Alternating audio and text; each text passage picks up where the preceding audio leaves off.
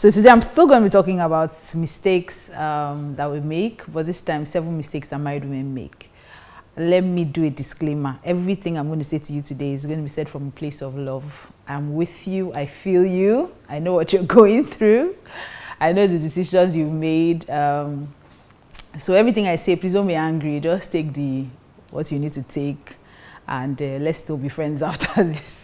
Okay, so I'm going to start with number 1. Number 1 is thinking that you are the project. Yes, so the first mistake that married women make is thinking that we are the project. Thinking that you are the project. That's the very first mistake. And I can't really blame you, to be honest. Some of these things, even if I speak in the third person, realize that I'm also talking about myself. I can't really blame you. Some of these things are mistakes I also made. So I understand what it's like to get married and think that, you know, everything is going to be about you, because I mean from the beginning, the man chased you. You felt like a princess. He did everything. You know, you made it difficult self sometimes. He'll call you, won't pick your call. You know, you're doing shakara, you know. You're literally just posing for him. And he's doing all the chasing. He's taking you out to dinner. He's sending you love notes. He's doing everything he can to get you. Then of course the wedding day, you know, the whole planning process, everybody's, you know, gushing about you, especially when you got your ring. All of a sudden your left hand was the only hand you had anymore. So hair is in, you know, all of us had that fake hair. We're always flicking, and people asking us questions. We're doing that. So from the engagement to the wedding day, in fact, even the way you walked into the church, when he came in, nobody knows. When you walk into the church, pastor would say, can we just rise, as the bride walks in with her dad, and you're feeling like a queen, you know. And then you get home. God doesn't have time for you anymore. He doesn't call you anymore. Everything just suddenly stops. And it can be very infuriating, because that's where a lot of women start to complain. All the things you did before we got married, you don't do them anymore. Listen to me. Listen, my darling. You are not the project.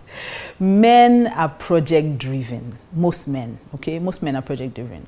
So the reason why he was so invested when he was chasing you and everything is because you were the project. So now he has moved on to other projects. He's moved on to making money. He's moved on to getting a promotion at work. He's moved on to having babies, providing for the babies, building his house.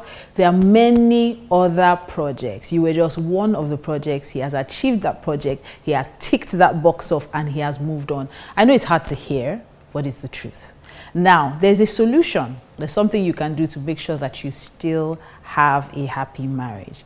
And that is, you need to quit nagging about, you don't call me anymore, you don't check up on me anymore, you don't tell me I'm beautiful, and join him in achieving his other projects. If you want to stay relevant in a man's life, you have to be in his face. Okay? So if you know that he has other projects, things he's dreaming about, he wants to build his house, you need to help. Okay, that's what you're here for. Bible says that Adam had work, then God sent the woman to be a helpmeet. He needed a helper that was suitable for him and adaptable to him, a helper that was comparable to him. So if you want to stop that, or rather solve that problem of feeling like, oh, my husband doesn't pay attention to me anymore, then get interested in the things he's interested in. Join him in achieving the next project, okay? So the first mistake we make is thinking we're the project, that the world revolves around us, that it's marriage is going to be about us. Listen, marriage is never about what you can get. It's always about what you can give. So when God made woman, he never said, I'm making the woman so she can go and enjoy. That's a byproduct. Of course you're expected to enjoy your marriage. Of course your husband is supposed to be a blessing to you. Of course your husband is supposed to spoil you when he has a chance to. But thinking that you are the sole reason why marriage was set up is going to be a huge disappointment for you. If anything, it can cause you to even get depressed. So you are not the project. Deal with it. Stop acting like you are. Okay, and help him achieve his other projects. So that's the first mistake married women make, thinking that they're the project, that the world revolves around them, that everything should be about them. Move on, okay? Give your husband a break. He has other dreams, he has other goals. You were just one, maybe the major one, that should help him achieve all the others, okay? So number 2 mistake that married women always make, like I said, remember, I'm on your side. I am totally on your side. So please don't tune off, because these days I hear a lot of women complain, everything is about women, everything is about women. The truth is, If you sit there and say everything is about women, what about men? Nothing's going to be done. Bible says that your own obedience must be complete before you can avenge disobedience. So if you go to God and say, my husband is not doing this, God's going to say, what about you? You know, one of the things God taught me this a long time ago. I read the story of where Jesus was talking to Peter and was telling him that when you get older, you would be held by the hand and you would die. And, you know, Jesus was describing how Peter was going to die and how he was going to suffer death. And Peter said to Jesus, he looked at Jesus and he saw the Apostle John, the disciple Jesus loved, you know, sitting beside Jesus, and he said, what about him? And Jesus didn't say, this one is going to die. Like, no. Jesus said, what is it to you? What's your business? You follow me. It doesn't matter what he does or what's going to happen to his life. What's important is you. What I'm saying to you.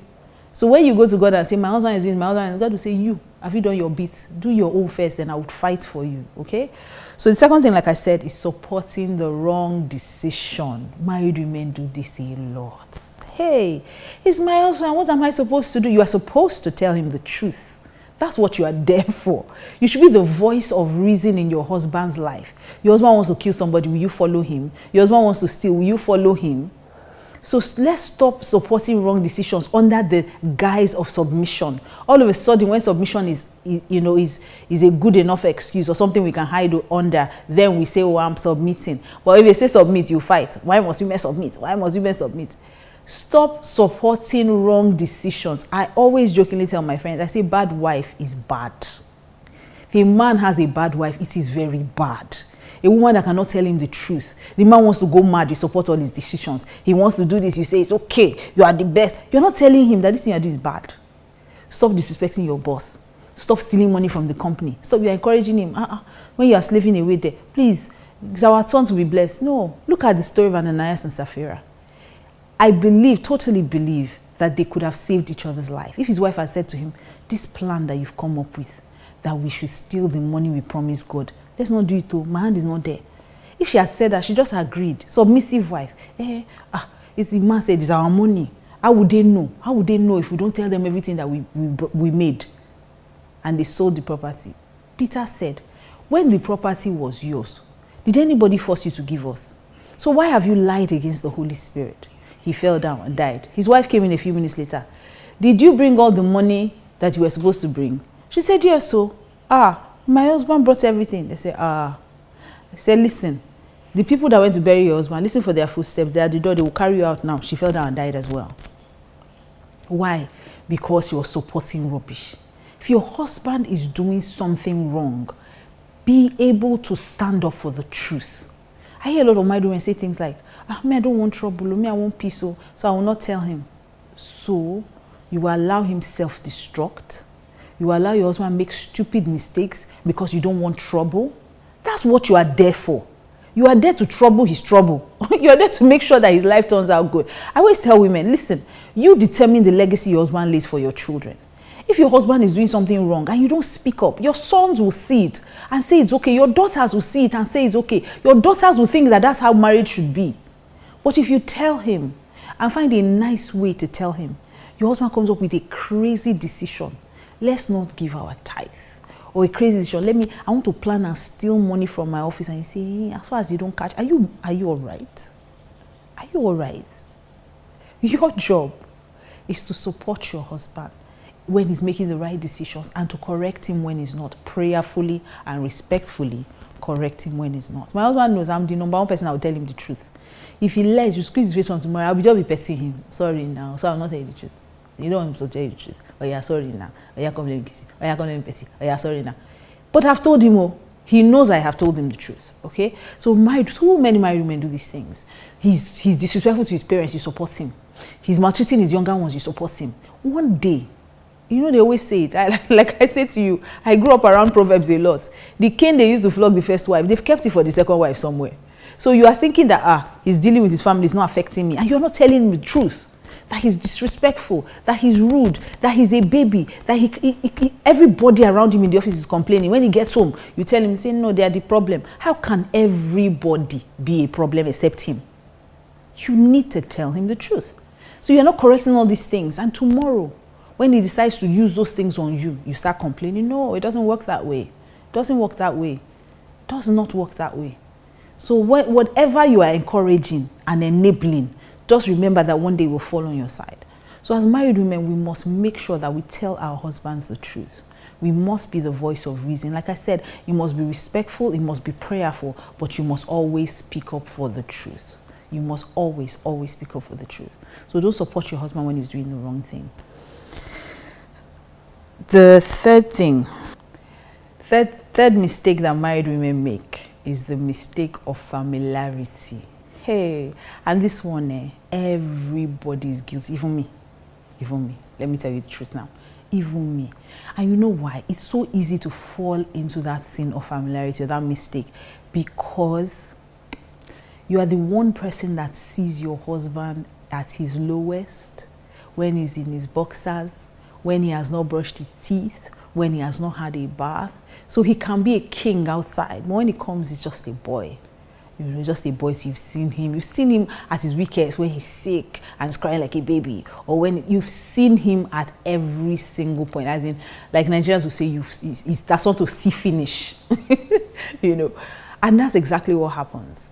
A lot of times, because you've been married to this man for a while, you've seen every side to him, then you forget that you should honor him as your king and as your husband.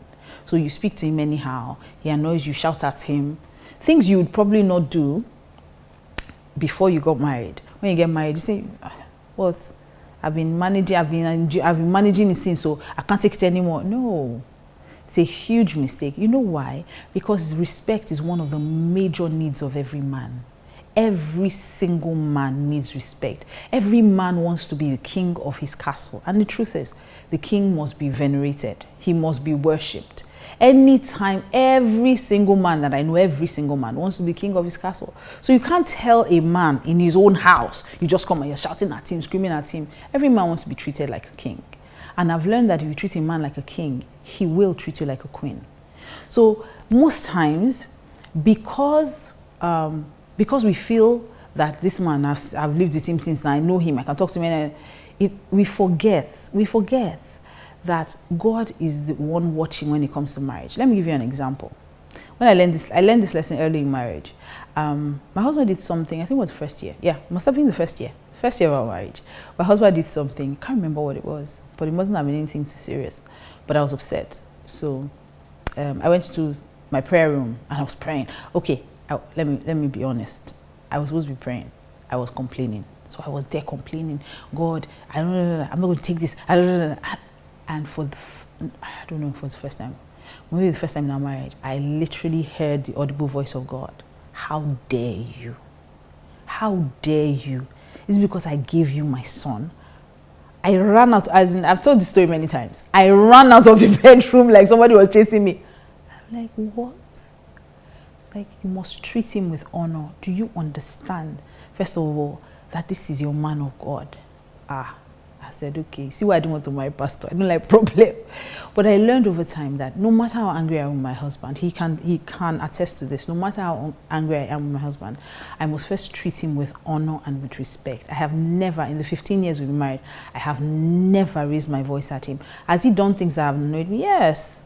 Has he done things that make me even want to disrespect him? Of course. Has he made things that make me want to humiliate him? Are you kidding me? If you're a married woman, you know that you've experienced every side to a man.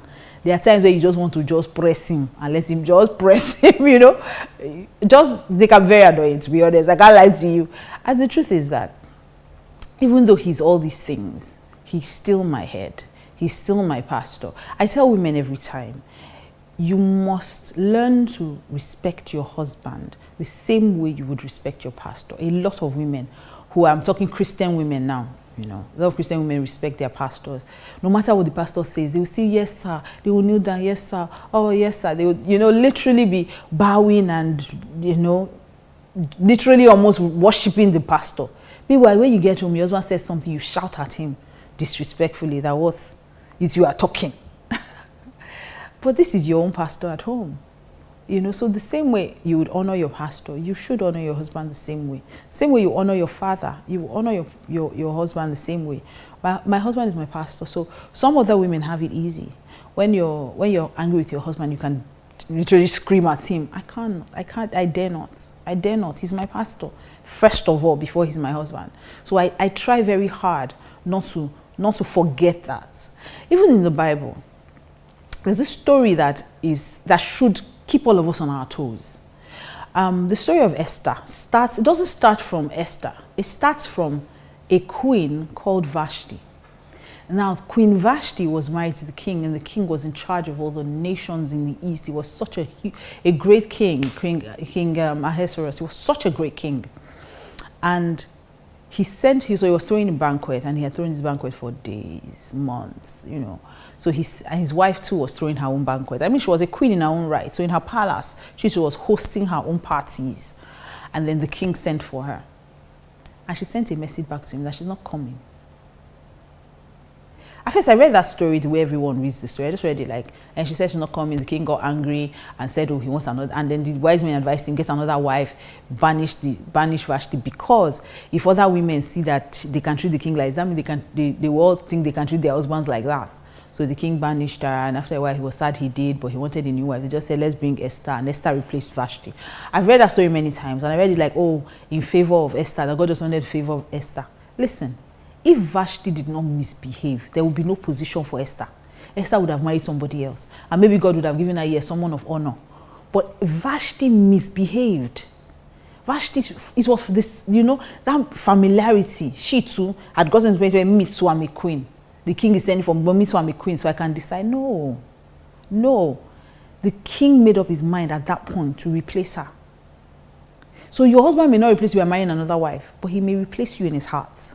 So he's not talking to you about very important things. He's not talking to you about sensitive things. You now notice that he's talking more to his friends. He's talking to his brothers. He's talking to his siblings. He's talking to his extended other family members, but he's not talking to you. Check your heart. If you have been treating him with disrespect, a man will simply log out. If he's even a good man, he might not marry someone else. I know some evil men that will just move on. They will Vashti you, banish you, and go and look for an Esther, one small fine girl that they can just replace you with. I'm trusting God that your husband is not that kind. But I'm talking about men who are even Christian and godly. They will just log out.